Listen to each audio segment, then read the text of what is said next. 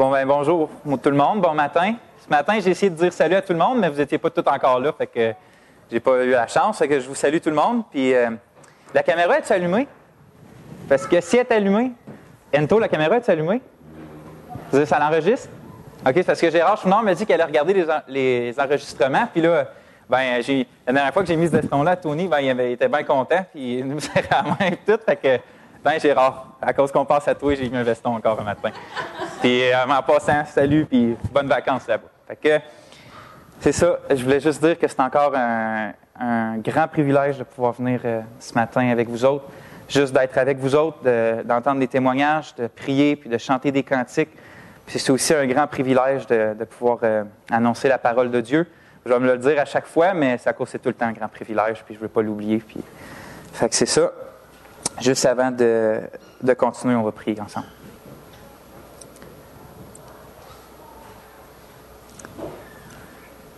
Seigneur, tu es un Dieu saint,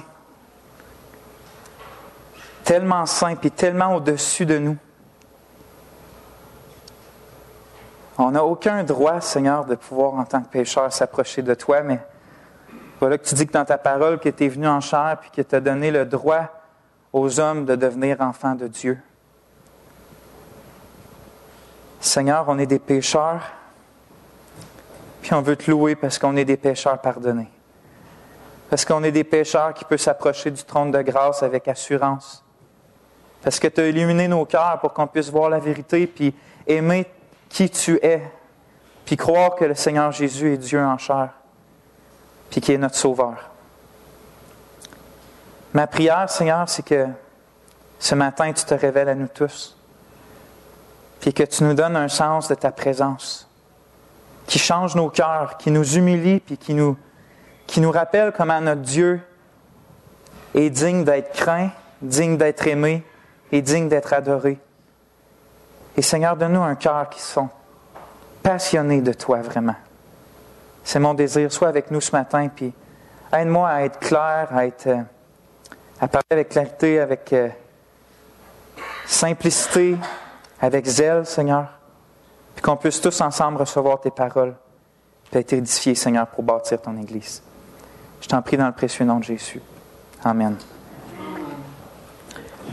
Comme Tony a dit, c'est mon deuxième message de la série « Connaître Dieu ». Peut-être vous êtes mélangés parce qu'au début, dans mon premier message, j'avais dit que la série allait s'appeler « Le seul vrai Dieu ». Puis c'était ça le nom. Au début, j'ai changé. Là, je trouve que c'est plus simple, puis ça représente mieux qu'est-ce que c'est comme série, juste « Connaître Dieu ».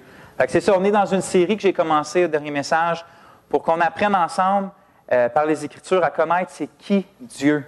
Puis ses attributs, ça veut dire ses caractéristiques, qui est lui, ce grand Dieu-là. Connaître ses lois, connaître ses désirs, connaître qu'est-ce qui l'anime, ses plans, ses œuvres, tout ça. Puis,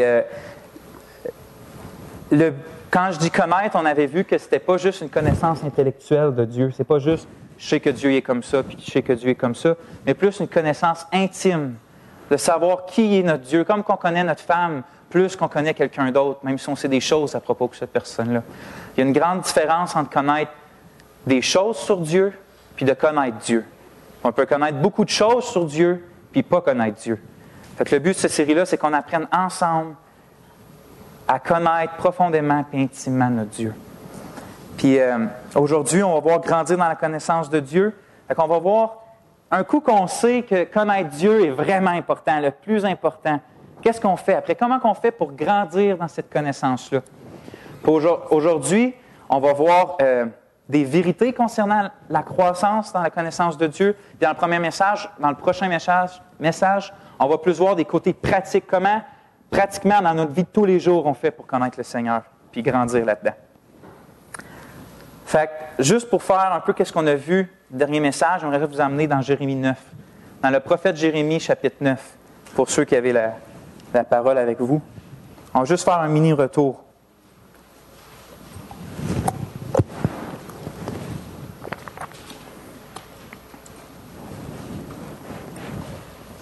Fait que Jérémie, chapitre 9, on va lire le verset 23.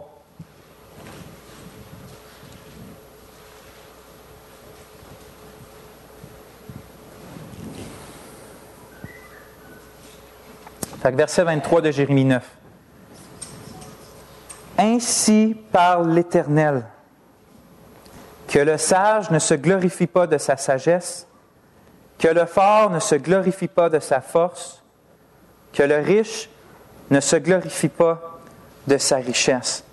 On a vu que toute la sagesse des hommes, des plus sages de ce monde-là mis ensemble, c'est de la folie comparée à la sagesse de Dieu.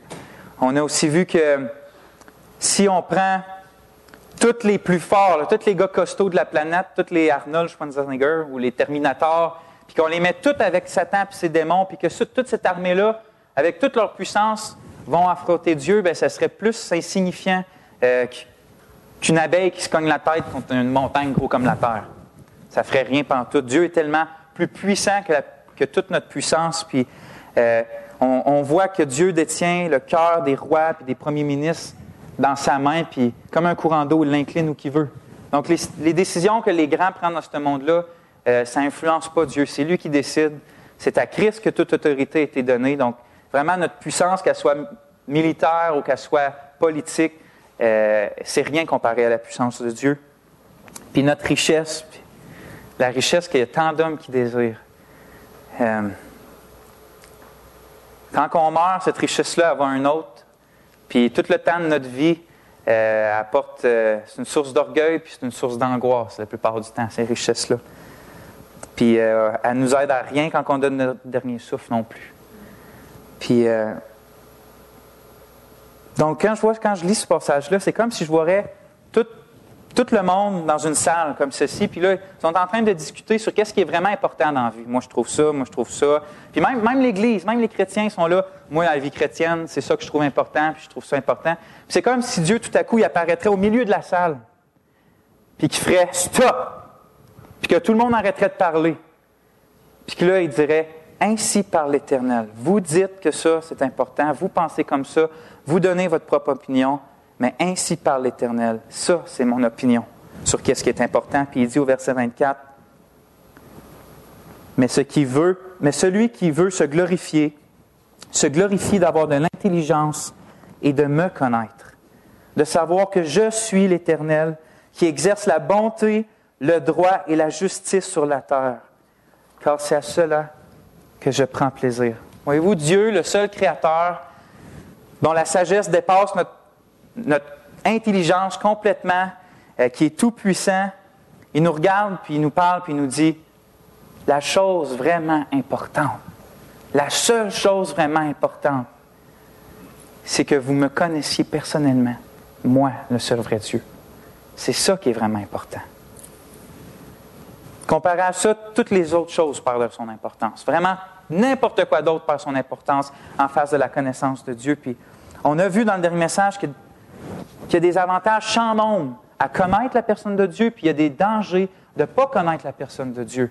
On a vu que dans la Bible, ceux qui sont directement adressés, on a vu, par exemple, qu'il y a seulement ceux qui connaissent le Seigneur qui vont avoir vraiment confiance en lui.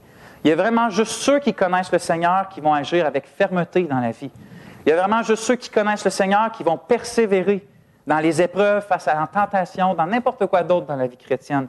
Il y a vraiment juste ceux qui connaissent vraiment leur Dieu intimement, qui vont avoir une joie tellement profonde, qui vont être prêts à sacrifier n'importe quoi d'autre dans leur vie, même leur propre vie, pour vivre une vie de sacrifice et d'amour. On a vu que l'ignorance de Dieu nous amène à faire un Dieu à notre propre image, qui fit avec notre propre volonté, qui ne fait jamais rien qui nous déplaît. Puis ça nous amène même à adorer ce faux Dieu-là qu'on se fait dans notre esprit. On a vu que l'ignorance de Dieu nous amène à l'incrédulité ou au manque de foi. Que l'ignorance de Dieu nous amène à avoir une vue indifférente du péché.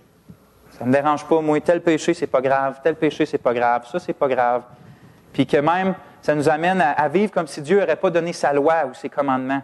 Puis finalement, on est le propre chef de notre vie, puis on fait ce qui semble bon à nos propres yeux. Ça, c'est ça que ça crée de ne pas connaître Dieu. Puis on a vu aussi que le plus terrible des dangers, puis des conséquences d'être ignorant de Dieu, bien, c'est son jugement, puis la destruction finale.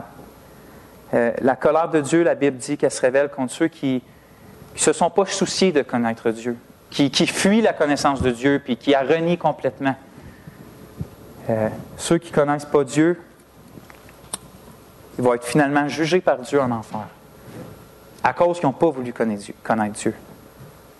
Donc, on avait vu que c'est pour ça que rien, vraiment rien de plus important que de connaître le seul vrai Dieu personnellement, et de plus en plus. Maintenant, sachant ça, sachant que c'est la chose la plus importante, qu'est-ce qu'on fait avec ça? C'est quoi notre réaction par rapport à ça? Vous voyez, la vérité qu'on lit dans la Bible, ou n'importe quelle vérité, la vérité qui vient de Dieu, n'est pas là pour qu'on la regarde et qu'on dise « c'est vrai ça ». C'est pas là pour ça. La vérité, quand Dieu nous la montre, est là pour changer nos cœurs, pour changer nos vies, pour changer nos paroles, notre façon de penser, pour que tout ça soit conforme à qui que Dieu est et à sa volonté. C'est pour ça que la vérité nous est donnée. C'est pas pour qu'on la contemple et qu'on fasse « Ah, c'est beau », mais pour qu'elle change nos vies. Puis, quand que je pose ma question, qu'est-ce qu'on fait quand on sait que la chose la plus importante, c'est la connaissance de Dieu? Puis un de nos gros problèmes, du mien, puis de nous tous, je crois vraiment, c'est qu'on est comme Jacques l'appelle dans son épître, on est des auditeurs oublieux. On dit, quand on écoute un message, puis qu'il y a quelque chose qui nous touche, on dit des sincères, « Amen! Amen! » Mais 10 minutes après qu'on est sorti de l'Église, ou 1 heure, ou peu importe, on ne pense plus à ça, puis c'est déjà oublié, puis il n'y a rien qui change dans nos vies. Même si ça nous a profondément touchés pendant qu'on l'a entendu. Ça arrive avec la parole de Dieu aussi dans nos temps personnels. Quelque chose qui nous touche, « Wow, Seigneur! » 2 jours après, c'est oublié. Puis, une des conséquences d'être des auditeurs oublieux, selon Jacques dans son épître, c'est qu'il dit que celui qui est un auditeur oublieux n'est pas heureux dans son activité. Je vais vous lire ce que Jacques dit. Il dit, dans Jacques 1, versets 22 à 25, « Mettez en pratique la parole et ne vous bornez pas à l'écouter, en vous trompant vous-même par de faux raisonnements. » Je m'en vais un peu plus loin, puis il dit, « Mais celui qui aura plongé les regards dans la loi parfaite, et la loi de la liberté, et qui aura persévéré, n'étant pas un auditeur oublieux, mais se mettant à l'œuvre, celui-là sera heureux dans son activité. » Voyez, pour Jacques, de mettre en pratique la parole, qu'elle soit prêchée ou qu'elle soit lue, de persévérer puis de la mettre à l'œuvre, comme il dit, c'est le moyen qu'il faut prendre pour ne pas devenir un auditeur oublieux. On oublie la parole, même si ça ne nous a pas touchés, parce qu'on ne prend pas des résolutions fermes dans nos cœurs pour des choses à changer quand Dieu nous montre des vérités au travers de sa parole. On entend une vérité, mais on ne prend pas une résolution ferme. OK, puisque Dieu montre ça, je vais agir comme ça, puis je prends une résolution pour que ça change. Puis on ne se met pas à l'œuvre, comme Jacques qui dit, ce que je crois être se mettre à l'œuvre quand on entend la parole, c'est d'agir conformément à ce que la parole dit. Puis de se poser des questions de genre, comment je devrais vivre en face de cette vérité-là? Comment je devrais vivre en face de ça? Puis parce qu'on ne se pose pas ces questions-là, on ne prend pas des résolutions, puis parce qu'on ne prend pas des résolutions, on oublie la parole de Dieu. Même si ça nous a touchés profondément. Puis je ne veux pas que ça soit le cas dans cette série-là sur la connaissance de Dieu. C'est trop important ce qu'on apprend sur la personne du Seigneur Jésus, sur la personne de Dieu. C'est juste trop primordial, puis c'est pour ça que tout au long de la série, je vais m'efforcer, par la grâce de Dieu, de toujours amener le côté pratique de la connaissance de Dieu. Par exemple, quand on va arriver sur le sujet, puis on va méditer sur le fait que notre Dieu est un Dieu saint, bien, inévitablement, on va se tourner et on va méditer sur l'appel que Dieu donne à son Église d'être saint parce que lui est saint. Parce qu'il est écrit « Vous serez saints, car je suis saint ». Fait qu'on va voir le côté pratique. On ne va pas juste contempler Dieu comme étant saint, mais à cette heure, qu'est-ce que ça change dans nos vies, ça? Comment qu'on devrait marcher par rapport à cette vérité-là? Dans le fond, je veux que ces messages-là aient le même... qu'ils soient comme les épîtres de Paul. Paul, souvent dans les épîtres, si vous l'avez remarqué, exemple comme dans Romains ou Éphésiens, il commence pendant plusieurs chapitres à enseigner la doctrine.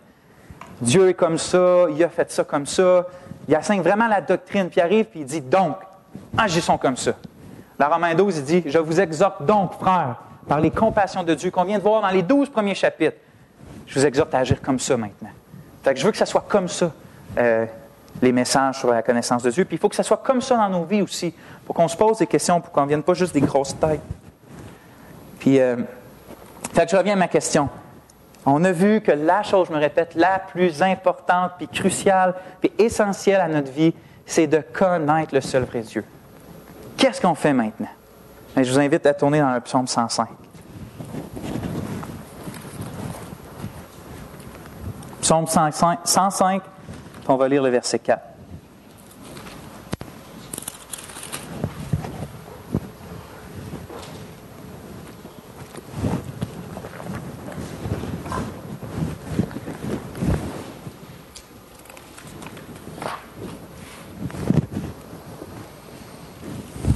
Donc, psaume 105, verset 4. Ayez recours à l'Éternel et à son appui. Cherchez continuellement sa face. La seule réaction raisonnable qu'on devrait avoir en face de l'importance de connaître Dieu, c'est ça. Cherchez continuellement sa face. Puis comment il pourrait en être autrement? Je vais vous raconter une parabole, une histoire. Puis réfléchissez pendant que je la raconte. Imaginez-vous que il y a un médecin sur la planète, là, c'est le plus grand des médecins. Les médecins vont se faire guérir par ce médecin-là. C'est le médecin de la planète. Puis vous allez le voir, puis ce médecin-là, il diagnostique chez vous une maladie vraiment grave puis dégénérative. Puis cette maladie-là, elle va faire que tranquillement, vous allez perdre l'ouïe, vous allez perdre votre vue, vous allez perdre l'odorat, vous allez perdre le goût, vous allez perdre le toucher. Puis tranquillement, vous allez finir par souffrir de plus en plus, puis à la fin, finalement, ça va vous tuer, cette maladie-là, dans notre souffrance.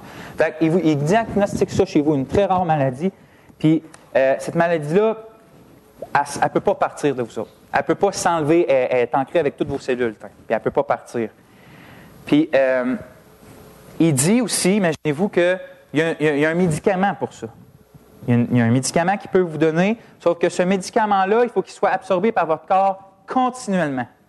C'est-à-dire qu'il vous donne une prescription, puis sur la prescription, il est écrit prendre la pilule une fois par heure, 24 heures par jour, 7 jours sur 7 pour le reste de votre vie. Puis si vous ne faites pas ça, si le patient ne fait pas ça, les effets de la maladie vont remonter, puis tout de suite, ils vont remonter, puis tranquillement, ça va revenir. S'il en manque un. Fait que ce serait quoi la seule chose raisonnable, la seule réaction à avoir en face de ça? Bien, ça serait de prendre le médicament une fois par heure, toutes les heures, même se réveiller la nuit avec un cadran pour être sûr de ne pas en passer une, 24 heures par jour, 7 jours sur 7 pour le reste de notre vie. C'est la seule chose raisonnable parce que sinon, c'est la vie de la personne qui est en jeu en face d'une aussi grave maladie. Maintenant, appliquons ça à la connaissance de Dieu. Dieu dit qu'il n'y a rien de plus crucial pour notre vie que de le connaître lui personnellement. Puis comme qu'on a vu, il y a des avantages sans nombre à le connaître. Puis il y a des dangers aussi de ne pas le connaître. Ignorer la personne de Dieu, ignorer de connaître Dieu, ça nous emmène. Il dit que dans sa parole que ça va nous emmener la cécité spirituelle, notre vue spirituelle, ça va atteindre nos oreilles spirituelles, notre toucher spirituel, notre goûter des choses spirituelles, puis ça va finalement pour nous emmener à la vraie mort spirituelle, qui est le jugement de Dieu, sa colère en enfer. C'est ça que ça crée de ne pas connaître Dieu. Donc, ce serait quoi encore la seule chose raisonnable en face d'une réaction comme ça, en face d'un diagnostic de Dieu comme ça de notre part? Bien, comme qu'on a vu, ce serait de chercher continuellement sa face. Puis je voudrais qu'on regarde le mot « continuellement ». Quand je méditais là-dessus, il ne suffit pas de commencer à chercher Dieu. Ce n'est pas suffisant, ça, commencer. Il faut que ça devienne une pratique constante de notre vie, quotidiennement, autant, heure par heure, jour par jour, de tout le temps être en train de chercher la personne de Dieu. Fait que ça, c'est une des vérités que je veux qu'on voie ce matin, que quand on pense à grandir dans la connaissance de Dieu, parce que je vais arriver à des choses pratiques prochaine prêche, mais vraiment, je veux qu'on voie des principes, des vérités concernant ça. Une des choses qu'il faut garder dans notre cœur quand vient le temps de nous poser comment grandir dans la connaissance de Dieu.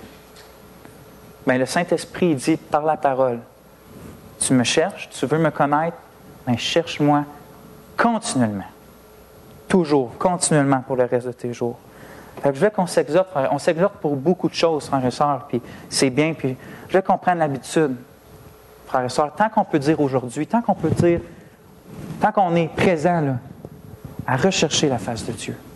Qu'on s'exhorte puis qu'on s'encourage à rechercher continuellement la face de Dieu. Dans une relation plus intime avec notre Sauveur merveilleux. Puis là, avant d'aller voir un autre principe, je ne vais pas vous faire tourner, je voulais qu'on regarde une autre chose que je trouve extrêmement importante puis que Dieu aussi. Regardez au verset 3 du même psaume, psaume 105, verset 3. On lit ensemble. Glorifiez-vous de son saint nom, que le cœur de ceux qui cherchent l'Éternel se réjouisse. Que le cœur de ceux qui cherchent l'Éternel se réjouisse. Le même Dieu qui dit au verset d'après de chercher continuellement sa face, nous dit juste avant que cette recherche-là devrait nous emmener à nous réjouir, que dans le processus d'essayer de le connaître, ça devrait nous apporter une joie profonde. Puis, je me disais, oui, que le cœur de ceux qui ont été saisis par Jésus-Christ, puis qui en veulent plus, puis qui languissent après lui comme quand on chante une brebis qui languit après, qui a soif des eaux du ruisseau, une brebis qui soupire après les eaux d'un ruisseau. Bien oui, que ces personnes-là se réjouissent ce matin. Cette recherche-là va vous emmener à coup sûr vers le plus grand trésor qui est Dieu lui-même. Puis assurément, votre confiance, votre joie, votre fermeté, votre paix en lui va être grande. Que celui ce matin qui a résolu dans son cœur de chercher continuellement la face de Dieu, bien sachez que vous ne pouvez rien faire, puis vous ne pourriez jamais faire quelque chose de plus important que ça.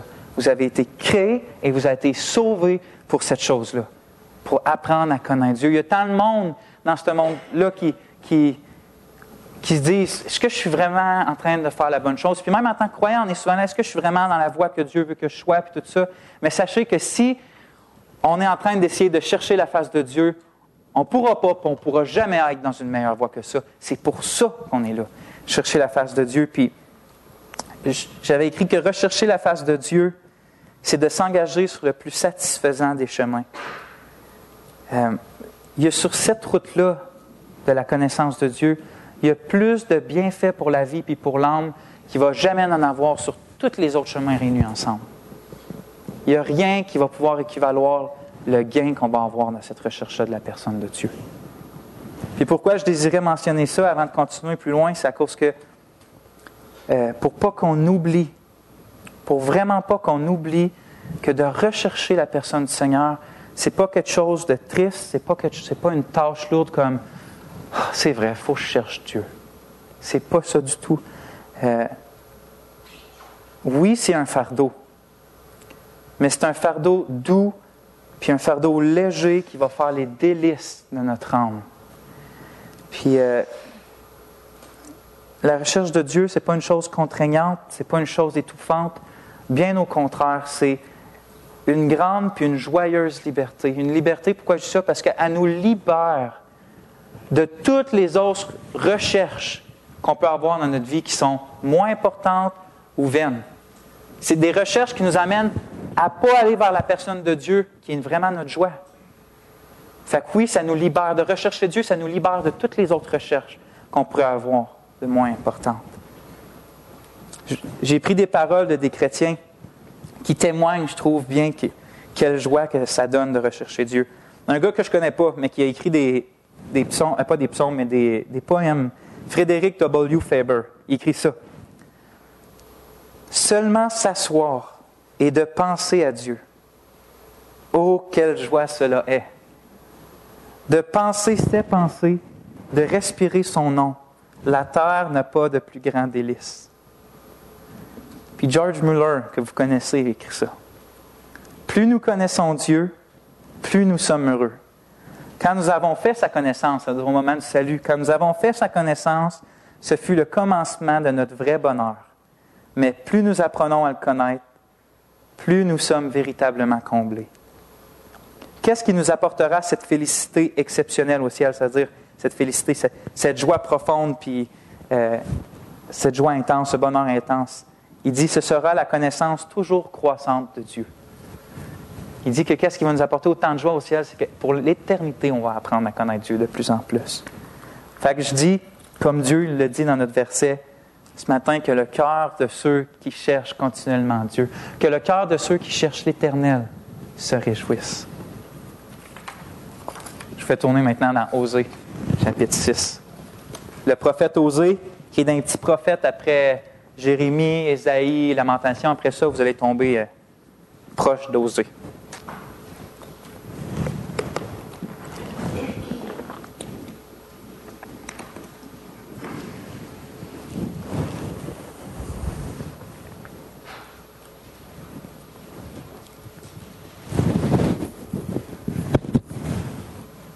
On va lire le début du verset ensemble. Osée 6, verset 3. Excusez.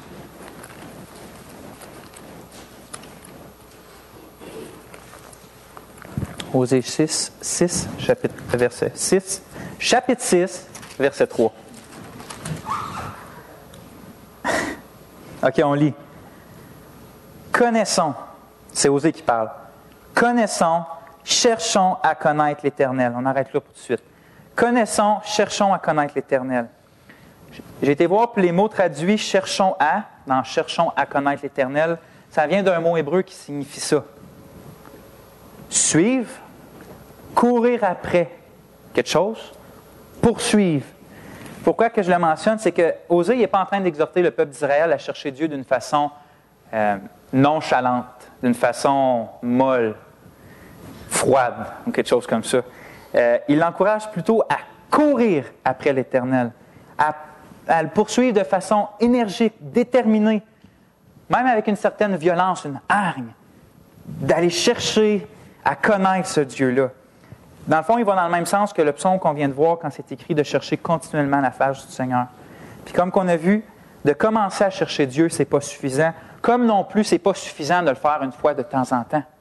Ça doit être une recherche continuelle. Si on revient à mon histoire, si la personne aurait pris une pilule, deux pilules dans la journée, une fois par semaine, la maladie serait revenue, puis les conséquences de la maladie seraient revenues. La seule réaction, c'est de chercher continuellement la face de Dieu. Mais c'est le point que je veux emmener surtout avec ces versets-là, c'est sur quoi le prophète Osée, il construit sa passion puis son assurance. Sur quoi qu'il bâtit ça pour avoir une telle passion à vouloir chercher Dieu?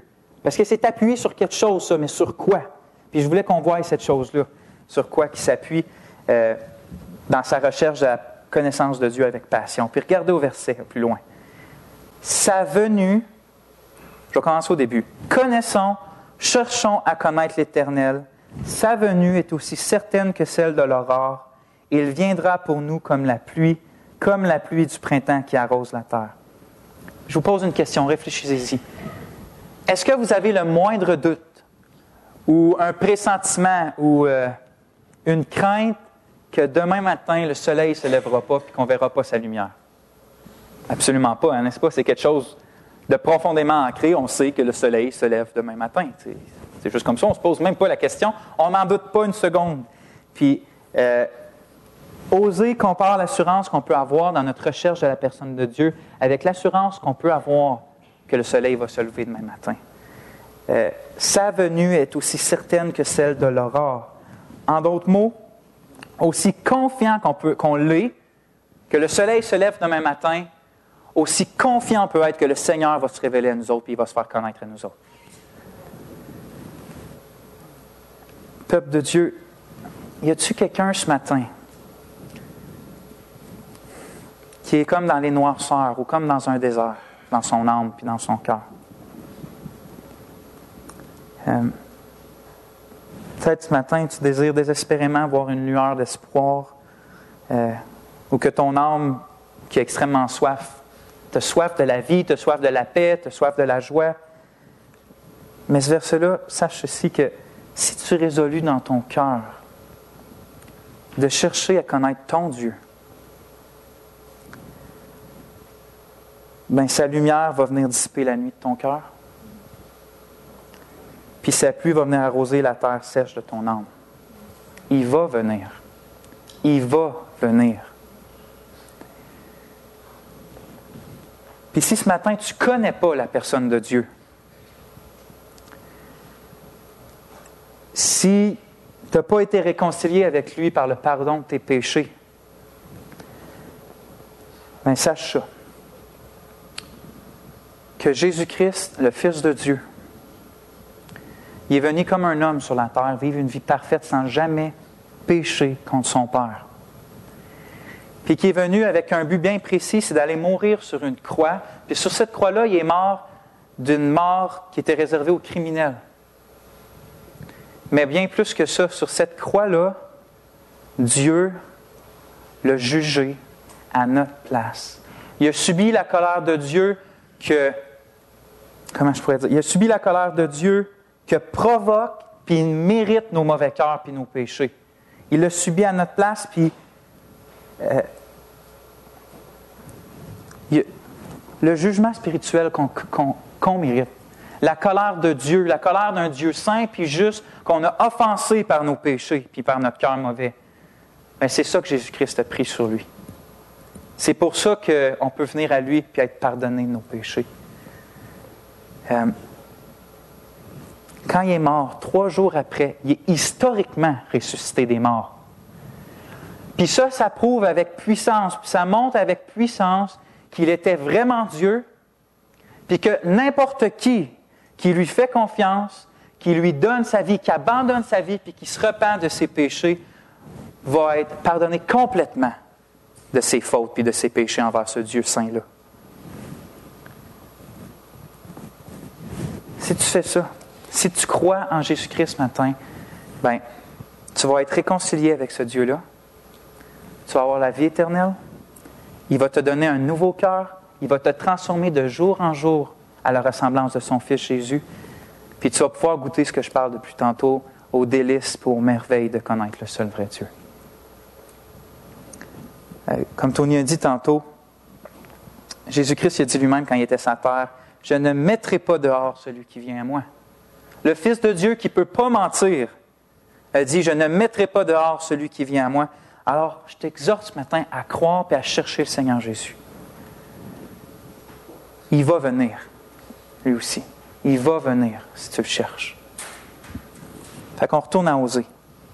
Quelle était la base de l'assurance du prophète Osée? Les promesses de Dieu. Les promesses de Dieu. Il s'appuyait sur la venue certaine que Dieu allait se faire connaître à lui. C'est pour ça qu'il dit, cherchons ardemment à le connaître, parce que Dieu va se révéler. Il y avait la même foi qu'Abraham, quand dans Romains on lit qu'Abraham avait la pleine conviction que ce que Dieu promet, il peut aussi l'accomplir. Il y avait ce genre de foi-là. Fait que croyons, frères et sœurs, quand il est écrit dans Jérémie 29, 13, « Vous me chercherez et vous me trouverez si vous me cherchez de tout votre cœur. »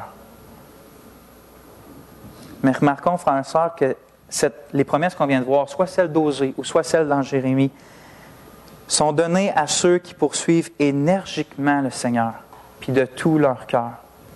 Si je peux dire en d'autres mots plus simples ou d'une autre façon, la Bible laisse aucune place, aucun lien, aucune compatibilité entre Dieu qui se révèle, qui révèle sa volonté à notre cœur, puis la tiédeur, la paresse, la froideur. Il n'y a aucun lien entre ça.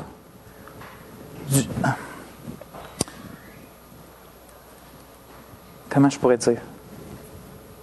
L'intimité de quelqu'un, l'intimité qu'une personne avec Dieu se mesure avec la passion qu'il a de vouloir le connaître. Si vous me cherchez de tout votre cœur. Et Osée avait dit, connaissons, cherchons à connaître ardemment le Seigneur. Sa venue est aussi certaine que l'aurore. Dieu va se révéler plus glorieusement puis plus merveilleusement à ceux qui font de lui leur plus précieux trésor. C'est écrit, Jésus a dit, « Demandez et vous recevrez afin que votre choix soit parfaite. » Combien qu'on utilise ce verset-là pour des choses banales comparé à connaître Dieu? Demandez à Dieu qui se révèle à vous et vous allez recevoir ce que vous demandez.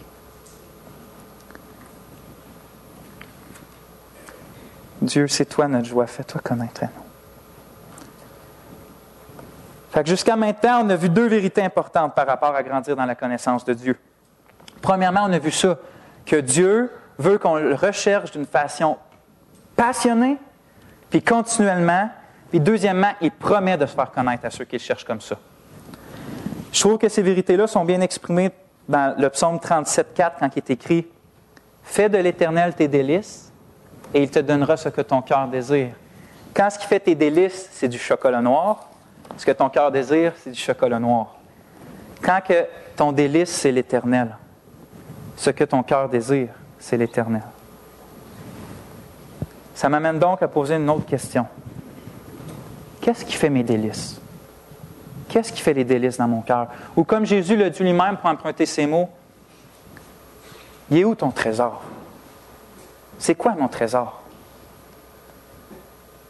Jésus nous a donné le moyen assez facile pour savoir il est où notre trésor. Il a dit, « Là où est ton trésor, là aussi sera ton cœur. » Notre cœur, c'est-à-dire notre passion, notre volonté, notre désir, est directement relié avec c'est quoi notre trésor. Notre trésor, c'est notre but, l'objet de notre passion. C'est ce qui fait nos délices. En d'autres mots, on pourrait dire que lorsqu'on regarde à ce qui nous passionne le plus, bien, on voit ce qu'on considère être le plus précieux et digne de notre recherche. Quand on regarde à ce qui nous passionne le plus, là où est notre cœur, ça montre où est notre trésor, ou c'est quoi notre trésor. Fait que c'est quoi qui nous absorbe? Qu'est-ce qui absorbe le cœur, notre cœur le plus? Je veux qu'on se pose cette question-là ce matin. Est-ce que c'est Dieu? Ou c'est nous-mêmes? Ou notre famille? Ou le ministère? Ou le travail? Ou le plaisir, l'argent? N'importe quoi d'autre? Cette question-là, puis la réponse qu'on en donne est vraiment cruciale. Je vous fais tourner dans le psaume 27,8. Je vous fais tourner dans le psaume 27,8. Je veux qu'on regarde quelque chose ensemble.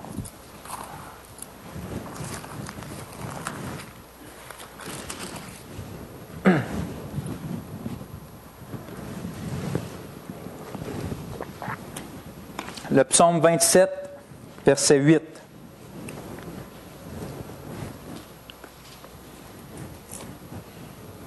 OK, on lit ensemble.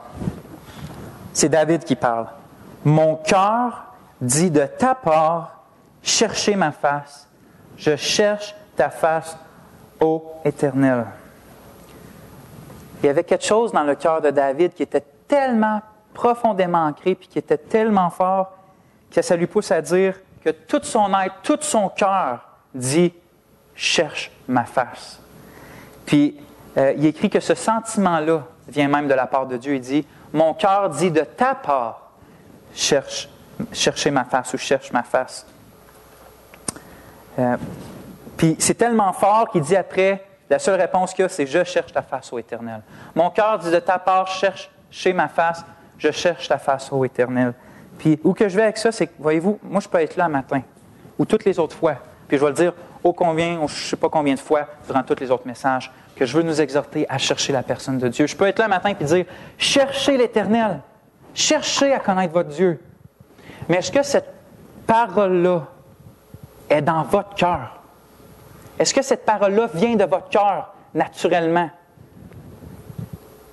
Est-ce que votre cœur vous le dit, cherchez à connaître Dieu? Est-ce qu'il y a quelque chose en vous autres qui est vraiment, vraiment fort comme David, puis qui est comme, il faut que je cherche la face de Dieu?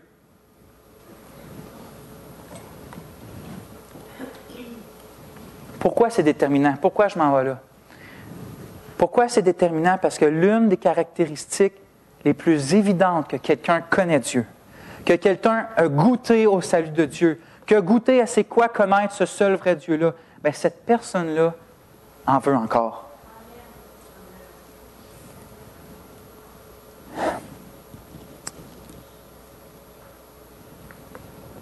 Quand Dieu pardonne les péchés d'un pécheur, il ne fait pas juste le déclarer juste, il lui donne un nouveau cœur. Puis ce nouveau cœur-là, il met une graine dedans. Puis cette graine-là, c'est une graine qui va pousser, puis c'est de rechercher à connaître Dieu. Ceux qui appartiennent vraiment au Seigneur Jésus veulent le connaître davantage. Puis je ne suis pas en train de dire qu'on ne passe pas par des saisons où que ce désir-là semble bas, au plus bas. Évidemment, le plus mature de tous les croyants de la planète Terre passe par des saisons où ce désir-là semble absent. Mais je dis quand même que quand tu vas regarder à toute la vie, si tu pourrais regarder un plan de toute sa vie de cette personne-là puis voir son cœur, le désir va avoir été là, jusqu'à la fin. Puis, même quand ce désir ne semble pas là, dans le fond de son cœur, il reste une toute petite flamme que Dieu ne permet pas qu'il s'en aille. C'est une petite flamme qui crie des choses comme « Le manque de désir que j'ai pour toi me fait profondément mal, Seigneur. Je désirerais tellement te désirer plus. » Donc, quand même le désir n'est pas là, il reste quand même cette petite flamme-là que Dieu ne permettra pas qu'il s'en aille, parce que c'est lui qui l'a mis là. Parce que ceux qui connaissent vraiment Dieu veulent le connaître davantage. Valérie nous a raconté son témoignage tantôt, puis elle l'a dit même s'il était en corruption, puis dans toutes sortes de péchés. Le Seigneur avait mis dans son cœur, je voulais connaître plus Dieu, je voulais grandir. C'est ça que le Seigneur met dans le cœur. Même si on est loin d'être parfait, il y a ça. Il y a beaucoup de fruits qui montrent si on est croyant ou non. Mais celui-là particulièrement, il faut qu'il soit là. De désirer à connaître Dieu. Qu'il soit grand ou qu'il soit faible. Fait qu'il y a quelque chose de plus crucial que d'apprendre à grandir dans la connaissance de Dieu. Puis c'est ça. Connais-tu la personne du Seigneur? Ou je pourrais dire plutôt, es-tu connu de Dieu? Je peux comprendre ce matin qu'il y a des personnes en ce moment qui, peut-être avec agacement, se demandent pourquoi tu parles de ça le matin? Évidemment, on est dans une église chrétienne. Ça fait longtemps qu'on vient à l'église chrétienne. Évidemment qu'on connaît Dieu. Parle-nous de quelque chose qui va nous faire du bien, quelque chose plus que ça. Mais c'est exactement ça le problème. Parce qu'il y en a qui pensent que de venir à l'église, puis que de dire qu'on est croyant, même si ça fait 30 ans qu'on vient à l'église, il y a des gens qui pensent que c'est ça qui leur donne une relation avec Dieu.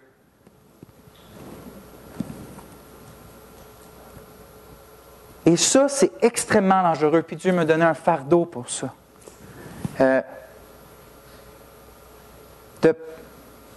C'est extrêmement dangereux parce que ça fait penser qu'on est chrétien quand on ne l'est pas vraiment.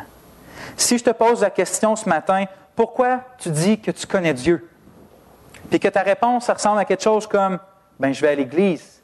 Tu es sur un chemin vraiment, vraiment dangereux. Vraiment, vraiment dangereux. Prends en considération ce que je dis ce matin, s'il te plaît.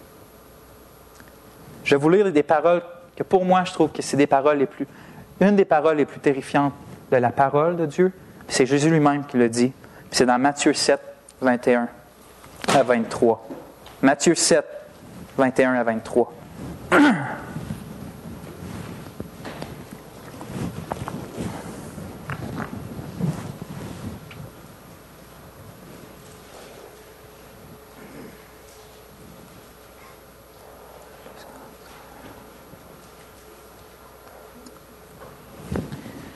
Je vais vous les lire. Verset 21. C'est Jésus qui parle. Ceux qui me disent « Seigneur, Seigneur » n'entrera pas tous dans le royaume des cieux, mais seulement celui qui fait la volonté de mon Père qui est dans les cieux. Plusieurs me diront en ce jour-là « Seigneur, Seigneur, n'avons-nous pas prophétisé par ton nom? N'avons-nous pas chassé des démons par ton nom? Et n'avons-nous pas fait beaucoup de miracles par ton nom? » Alors je leur dirai ouvertement, je ne vous ai jamais connu. Retirez-vous de moi, vous qui commettez l'iniquité. Je ne vous ai jamais connu. Tu peux être à l'Église toute ta vie. Tu peux faire toutes sortes de choses en son nom. Ça peut faire longtemps que tu dis que tu es croyant, tu peux même être impliqué dans l'Église, tu peux être une super de bonne personne comparée à d'autres, humainement parlant. Mais si tu n'as pas un nouveau cœur qui prend plaisir à faire la volonté du Père qui est dans les cieux, tu vas entendre ces paroles-là terribles à la fin. Je ne t'ai jamais connu. Quand Dieu entre en relation avec quelqu'un, quand il connaît quelqu'un, il donne un nouveau cœur. Il donne un nouveau cœur qui cherche à connaître Dieu et sa volonté. Peu importe si nous, on dit qu'on est chrétien. ça va se manifester. C'est pour ça que c'est sérieux. Dieu, as-tu changé ton cœur, ami? As-tu changé ton cœur? Écoutez, on a vu un exemple dans David d'un homme qui a connu Dieu puis qui est connu de Dieu. Mon cœur dit de ta part, chercher ma face, je cherche ta face, ô Éternel. Je veux qu'on regarde un exemple de quelqu'un ou des personnes qui ne connaissent pas Dieu, qui ne sont pas connues de lui. Fait que je vous invite à tourner comme dernier verset dans Job 21. On va finir avec ça. Job 21. Fait que Job, c'est le livre juste avant les psaumes, qui est environ en moyenne dans le milieu de votre Bible. Job, c'est juste avant les psaumes, au verset, chapitre 21.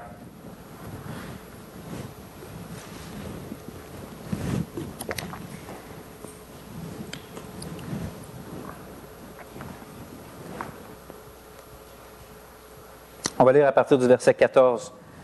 On va lire 14-15. Il disait pourtant à Dieu, « Retire-toi de nous, nous ne voulons pas connaître tes voies. Qu'est-ce que le Tout-Puissant pour que nous le servions? Que gagnerions-nous à lui adresser nos prières? » Voyez-vous, ces gens-là ne cherchent pas à connaître Dieu. Ils ne cherchent pas à connaître Dieu, ils ne veulent pas connaître sa volonté. Ils veulent vivre à leur manière, être leur chef de leur propre vie, faire ce qui est bon à leurs propres yeux. Quand il y a une décision à prendre importante dans leur vie, ils prennent la décision. Pas besoin de consulter Dieu. Que gagnerions-nous à lui adresser nos prières? Qu'est-ce qu'on gagnerait à servir Dieu? Puis pour eux, prier, c'est juste quelque chose.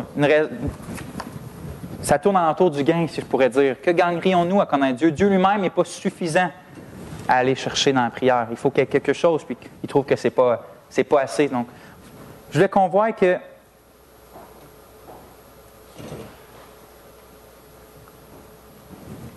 si dans notre vie,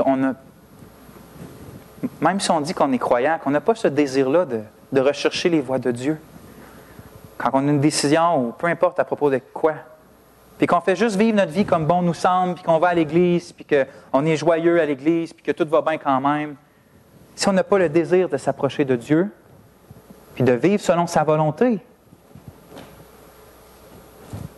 on ne connaît pas Dieu. On ne connaît pas Dieu. Puis une des façons de voir ça, comme la passion pour le trésor, quand on regarde à ce qu'on est passionné, on voit notre trésor, on voit dans ce verset-là, que gagnerions-nous à lui adresser nos prières? Les anciens chrétiens, que je lis souvent, les vieux chrétiens morts depuis longtemps, ils disaient souvent, la prière d'un homme dévoile son cœur. On va dire, qu'est-ce que l'homme prie dévoile son cœur? Si quelqu'un prie juste par les choses terrestres, on voit que son cœur n'est pas sur les choses célestes. Quand son cœur n'est pas tourné, il ne prie pas pour que la gloire de Dieu arrive sur terre, jamais, on voit qu'il n'est pas intéressé dans ces choses-là. Donc, je trouve ça bien que Dieu ait mis ça ici dans ce verset-là. Que gagnerions-nous à lui adresser nos prières? Je vous exhorte ce matin à observer. Moi, je ne vois pas vos prières, pas les prières avec les autres, vos prières personnelles avec le Seigneur. Votre vie de prière quand vous êtes seul avec Dieu, à quoi qu'elle ressemble? En avez-vous une ou quand vous lui demandez des choses, est-ce qu'il y a des désirs comme, Seigneur, fais-toi connaître à moi. Je veux te connaître. Est-ce qu'il y a ça une fois de temps en temps? Le désir de vouloir s'approcher de Dieu ou pas du tout?